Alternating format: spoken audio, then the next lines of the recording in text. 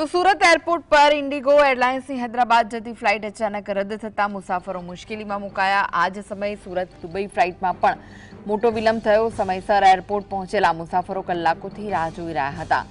એરપોર્ટની બહાર અનેક મુસાફરો બેસીને રાહ જોવા મજબૂર બન્યા। એરલાઇન્સ તરફથી યોગ્ય માહિતી કે વૈકલ્પિક વ્યવસ્થા નહીં થતા મુસાફરોમાં રોષ વ્યાપ્યો। હાલ બંને ફ્લાઇટનો નવો સમય જાહેર થયો નથી।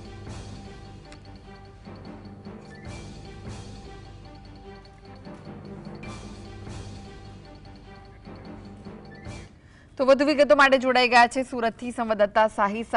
ઇન્ડિગોના જે મુસાફરો છે રજડી પડ્યા છે, શું વિગતો મળી રહી છે?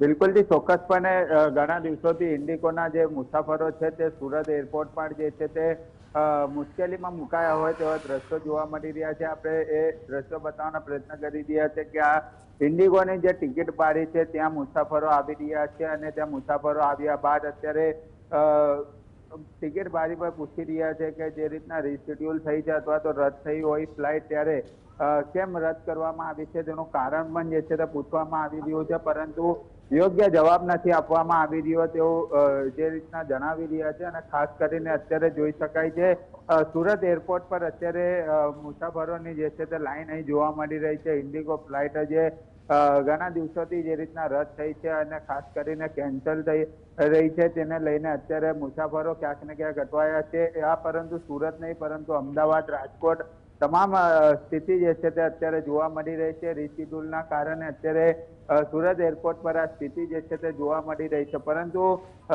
એરલાઇન્સના જે ભાડા પણ જે છે તે બમણા કરવામાં આવ્યા છે। ઇન્ડિગો ઇમરજન્સીના રાજ્યમાં 155 ફ્લાઇટ કેન્સલ થઈ છે, ત્યારે અન્ય જે ફ્લાઇટ હોય છે તેના પણ ભાડા જે છે તે બમણા થયા હોવાના અત્યારે સમાચાર સામે આવી રહ્યા છે। પરંતુ જે રીતના ઇન્ડિગોની ફ્લાઇટ રીશેડ્યુલ થઈ છે, મુસાફરો અટવાયા છે। વહેલી સવાર તો મુસાફરો સુરત એરપોર્ટથી આવી પહોંચ્યા હતા, પરંતુ ક્યાંક ને ક્યાંક જે રીશેડ્યુલ કરવામાં આવી છે ત્યારે કોઈ પણ પ્રકારે યોગ્ય જવાબ અહીંથી સતત 2 દિવસથી નથી આપવામાં આવ્યો એવું મુસાફરો જણાવી રહ્યા છે। ત્યારે ટ્રેન મારફતે તે જતા હોય તેવા પણ અત્યારે યાત્રીઓ જણાવી રહ્યા છે, પરંતુ ટ્રેનના ભાડા પણ ક્યાંક ને ક્યાંક બમણા થયા હોય તેવી સ્થિતિ અત્યારે જોવા મળી રહી છે। એટલે ચોક્કસપણે કહી શકાય કે સુરત એરપોર્ટ પર અત્યારે આ લાઈન જે જોવા મળી રહી છે તે અત્યારે ઇન્ડિગો ફ્લાઇટ માટેની છે।